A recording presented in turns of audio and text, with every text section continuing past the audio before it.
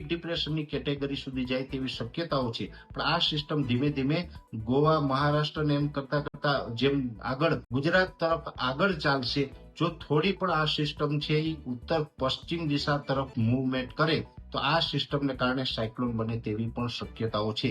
એટલે અત્યારે જઈએ તો દરિયાઈ ભેજ હોય, તાપમાન હોય, બીજા અન્ય પરિબળો છે, અરબ સાગરમાં સાયક્લોન બનવા માટે અનુકૂળ પરિબળ છે. એટલે આ સિસ્ટમ છે એ કદાચ સાયક્લોન બને, પણ 22 તારીખે જેવી રીતે આ સિસ્ટમ લો પ્રેશર બનશે અને લો પ્રેશર પછી મૂવમેન્ટ કરવાનું ચાલુ કરશે, એ પછી આપને અંદાજ આવી જશે કે આ સાયક્લોન બનશે કે ડીપ ડિપ્રેશનના સ્વરૂપમાં ગુજરાત ઉપર લેન્ડ થશે.